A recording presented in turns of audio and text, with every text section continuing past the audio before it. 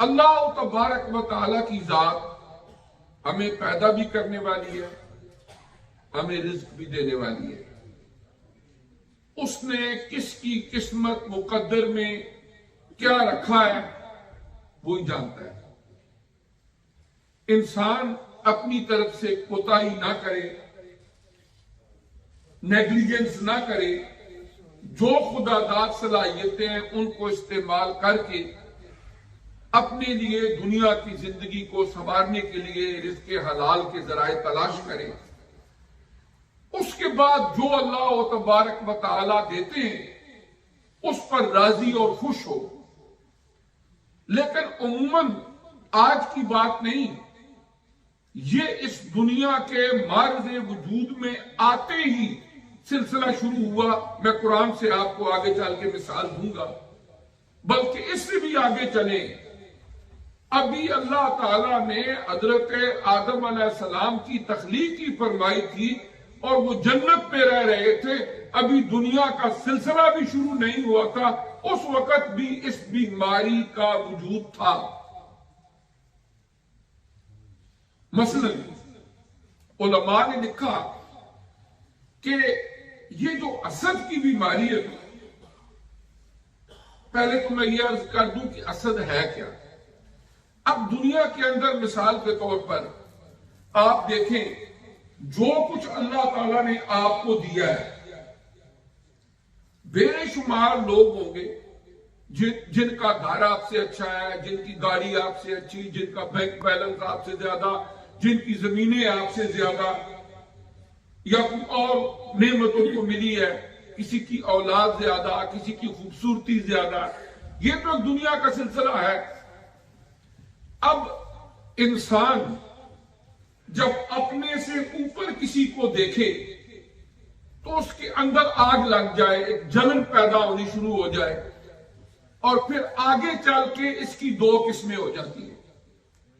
ایک قسم یہ ہوتی ہے کہ یہ بندہ جو ہے نا، جو نعمت اس کے پاس ہے کسی طرح اس سے چھن جائے، مجھے ملے نہ ملے کوئی بات نہیں، اس کے پاس نہیں رہنی چاہیے۔ اور دوسری خواہش اسد کی صورت میں یہ ہوتی ہے کہ کسی نہ کسی طرح یہ کنگال ہو جائے، یہ سڑکوں پہ آ جائے، مانگنے لگ جائے، بکاری بن جائے، اور جو کچھ اس کے پاس ہے یہ سارا کچھ میرے پاس آئے۔ ہے تو ہے نہیں، ویسے ہی بندہ۔ اب کیا ہوتا ہے، جب بندے کی یہ سوچ اندر اندر پیدا ہوتی ہے، وہ اندر اندر جلنا شروع ہو جاتا ہے۔ پھر آگے چل کے پھر دو صورتیں ہوتی ہیں۔ ایک یہ ہوتی ہے کہ بندہ اپنی زبان سے اس چیز کو ایکسپریس نہیں کرتا، اظہار نہیں کرتا، بلکہ اندر اندر ہی جلتا رہتا ہے۔ اس کے پاس یہ کیوں ہے، اس کے پاس یہ ہے۔ جب اس کو دیکھا، جب اس کا خیال آ گیا وہ اس کے پاس تو مجھ سے زیادہ ہے، بس وہ پریشان ہو گیا۔ وہ بیچارہ کار درویش بر جانے درویش، اپنے اوپر خود ہی کار مسلط کرتا رہتا ہے۔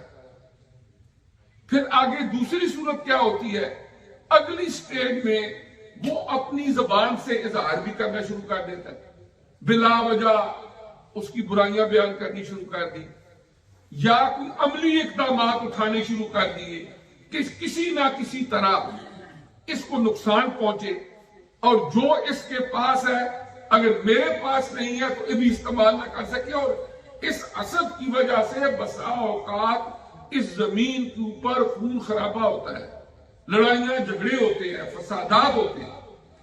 پھر ایک بات یہ ہے کہ اکثر و بیشتر ہم پلا لوگوں کے اندر یہ زیادہ ہوتا ہے، اور رشتہ داریوں کے اندر یہ زیادہ ہوتا ہے۔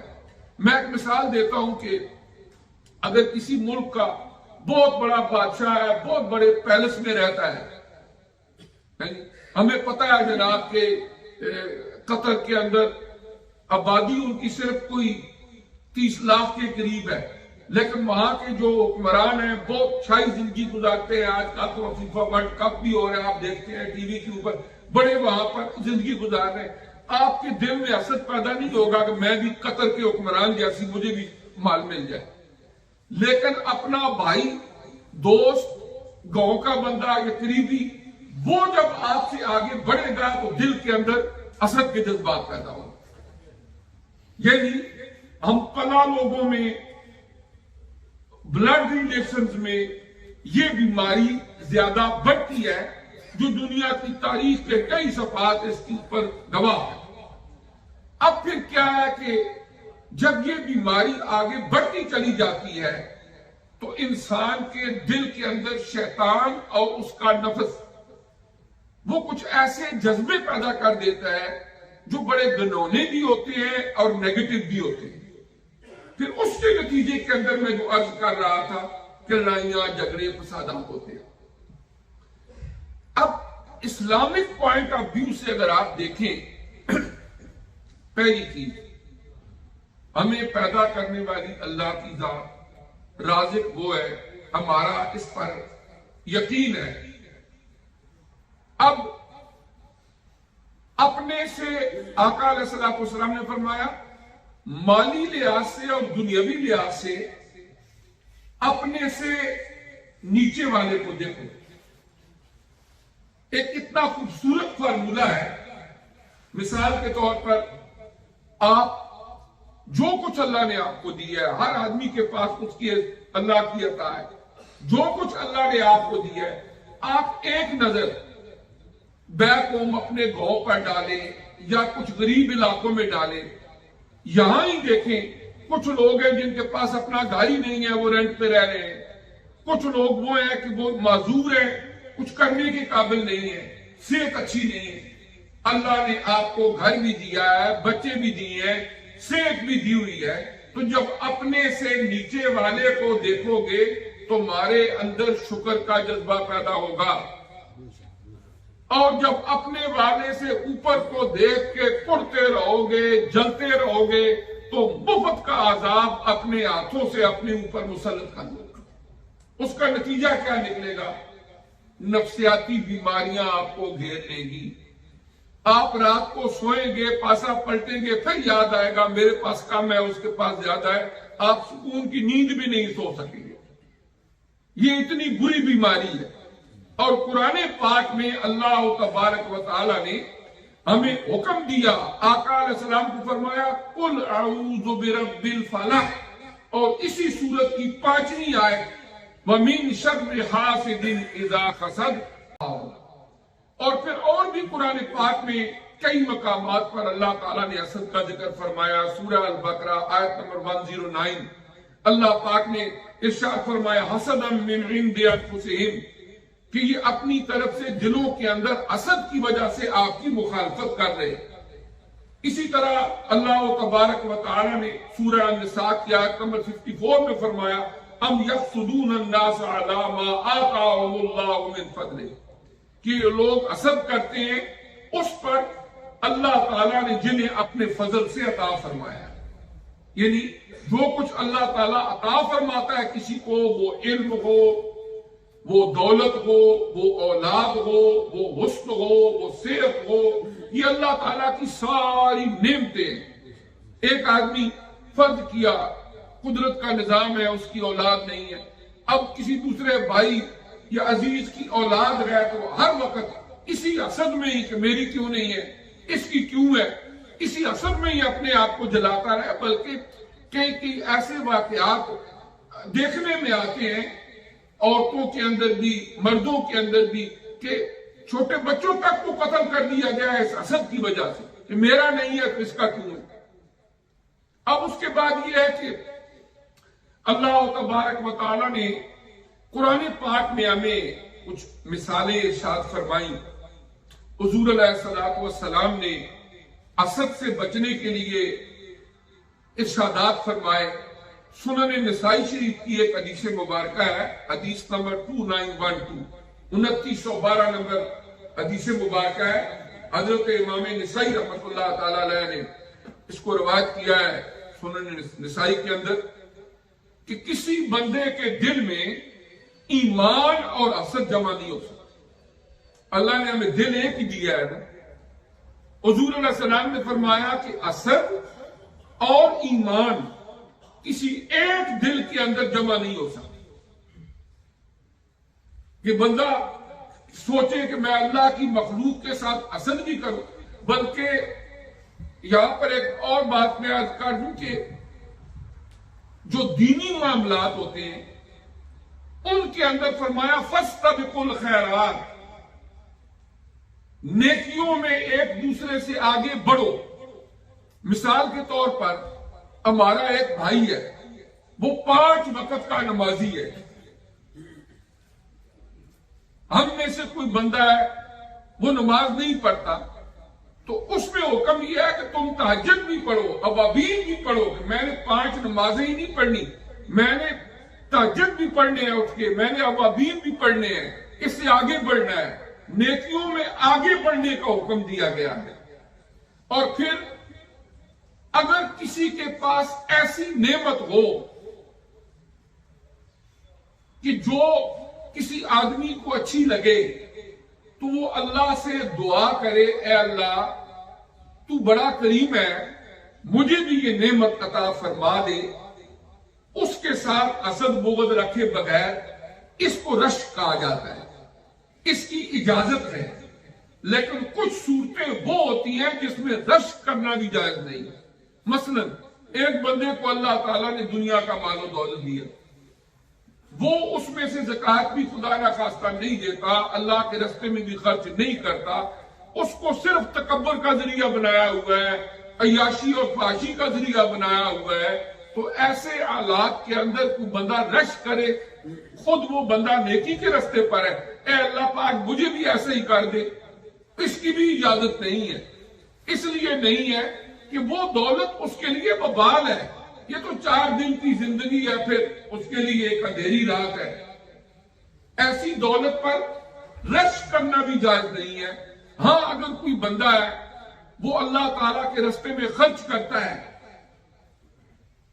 آپ اللہ سے دعا کریں، اے اللہ پاک میرے بھی حالات اچھے کر دے، مال و دولت دے، پھر مجھے ایسا دل بھی دے، میں بھی ایسی سخاوت کروں۔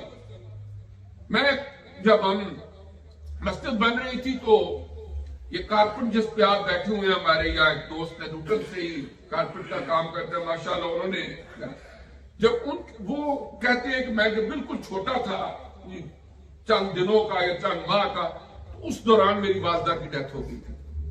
انہوں نے مجھے ٹیلی فون پر بات کہی تھی، اور میں نے پہلے بھی ایک دفعہ یہاں عرض کی تھی۔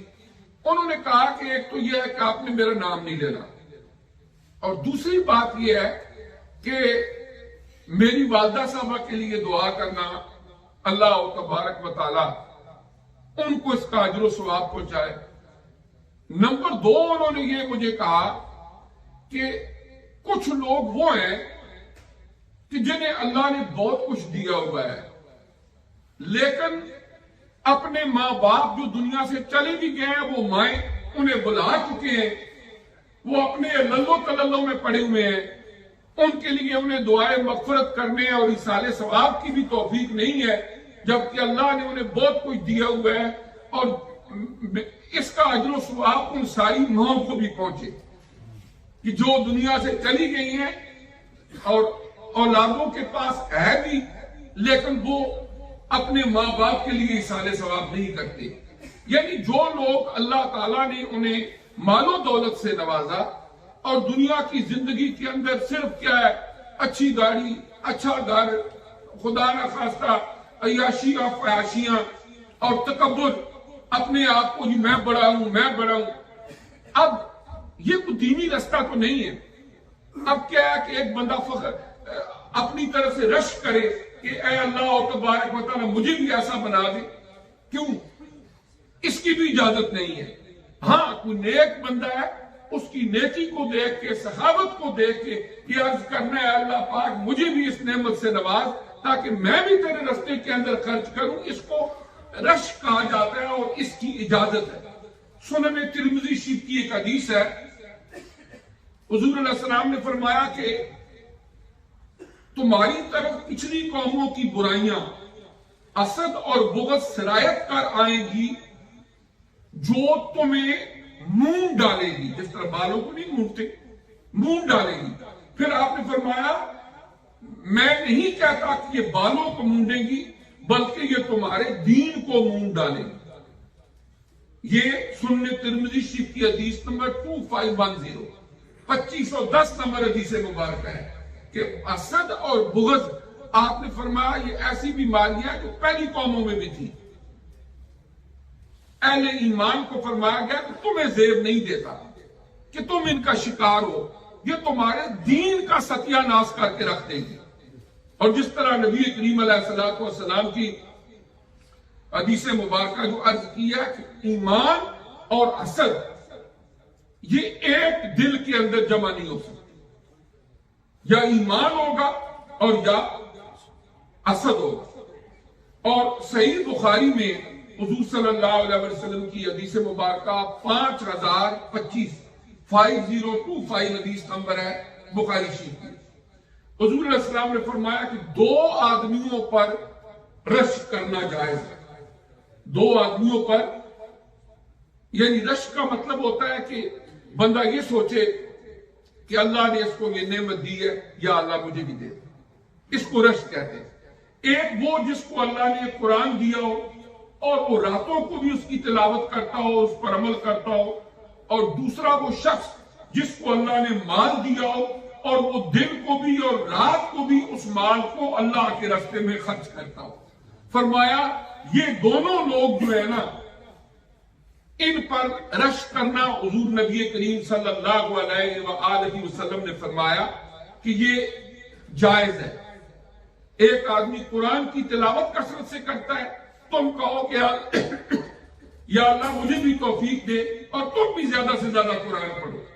اور یا کسی کے مالی حالات اچھے ہیں، وہ اللہ تبارک و تعالیٰ کے راستے میں اس مال کو خرچ کرتا ہے، تو تم بھی رشک کرو کہ اللہ پاک مجھے مال دے اور پھر میں اسی طرح اس کو تیرے راستے کے اندر خرچ کروں. اب قرآن پاک سے حسد کی کچھ مثالیں.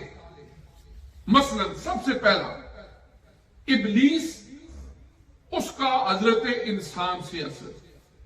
قرآن پاک کے اندر سورہ صاد کے اندر آیت نمبر 74 فرمایا گیا قال انا خیر منہ خلقتنی من نار وخلقتہ من طین.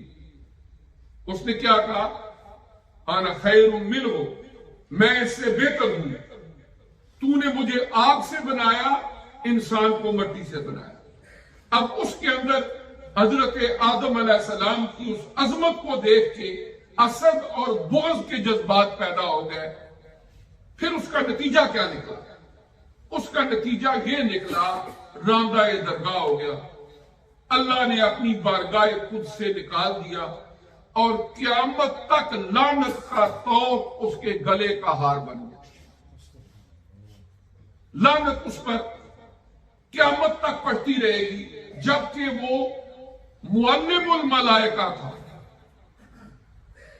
جنات میں سے. اپنی عبادات، نیکیوں، علم کی وجہ سے صفِ ملائکہ میں شمار ہوتا تھا اور اس کو معلم الملائکہ کا درجہ دیا گیا. لیکن اس نے کیا کیا؟ حضرت آدم علیہ السلام سے حسد اور بغض کیا. انا خیر منہ، میں اس سے بنا. اللہ نے قرآن میں فرمایا وَلَقَدْ كَرَّمْنَا بَنِي آدم. نہ آگ میں عظمت ہے نہ مٹی میں عظمت ہے، عظمت اس میں ہے جس کو ہم دے. وَلَقَدْ كَرَّمْنَا بَنِي آدم، ہم نے حضرت آدم علیہ السلام کو عزتوں سے نوازا ہے. ایک تو یہ حسد بغض کرنا یہ ابلیس کا طریقہ ہے. جب ابھی یہ دنیا کا نظام مارد وجود میں آیا بھی نہیں تھا، آدم علیہ السلام زمین پر تشریف بھی نہیں لائے تھے، اس سے پہلے کا واقعہ قرآن نے بیان فرمایا ہے کہ اس تباہی بربادی جو شیطان کی ہوئی اس کی بنیاد بھی حسد اور بغض تھی. پھر اللہ نے حضرت آدم علیہ السلام کو زمین پر بھیجا. اللہ تعالیٰ نے آپ کو 2 بیٹے عطا فرمائے، حابیل اور قابیل. سورہ المائدہ کی آیت نمبر 27، سورہ المائدہ آیت نمبر 27 میں اللہ تعالیٰ نے اس واقعے کو بیان فرمایا ہے کہ حضرت آدم علیہ السلام کو حضور علیہ السلام کو فرمایا وَاتْلُ عَلَيْهِمْ نَبَأَ ابْنَيْ آدم، کیا پیارے نبی صلی اللہ علیہ وسلم حضرت آدم علیہ السلام کے 2 بیٹوں کا واقعہ ان پر تلاوت کرو، ان کو بتاؤ. اِذْ قَرَّبَا قُرْبَانًا فَتُقُبِّلَ مِنْ أَحَدِهِمَا، جب ان دونوں نے قربانی کی، اللہ کے راستے میں قربانی کا جانور ذبح کیا، قربانی کی، ایک کی قربانی قبول ہوگی وَلَمْ تُتَقَبَّلْ مِنَ الْآخَرِ، اور دوسرے کی قربانی قبول نہیں ہوئی. اس نے کہا، کیا کہا؟ قَالَ لَأَقْتُلَنَّكَ، میں تجھے ضرور بضرور قتل کروں گا. قَالَ إِنَّمَا يَتَقَبَّلُ اللَّهُ مِنَ الْمُتَّقِينَ، جس کی قربانی قبول ہوئی تھی اس نے جواب دیا بے شک اللہ تعالیٰ اپنے متقی لوگوں کی قربانی کو قبول کرتا ہے. یہ سورہ المائدہ آیت نمبر 27. اب یہ واقعہ، اس کی تفسیر کیا ہے کہ آدم علیہ السلام کے 2 بیٹے، انہوں نے جب قربانی کی تو اس زمانے میں یہ تھا کہ جس کی قربانی قبول ہو جاتی آسمان سے ایک آگ کا شعلہ آتا، نور آتا، وہ اس کو اٹھا کے لے جاتا اور یہ سائن ہوتا تھا کہ قربانی قبول ہوگی. حضرت حابیل کی قربانی قبول ہوگی، قابیل کی قربانی قبول نہیں ہوئی. اب کیا کیا؟ قابیل نے حضرت حابیل کو قتل کر دیا، اور یہ اس زمین پر انسانوں کے بسنے کے بعد پہلا قتل تھا اس زمین پر، جس کی بنیاد حسد تھی، بغض تھی سگے بھائی کے ساتھ.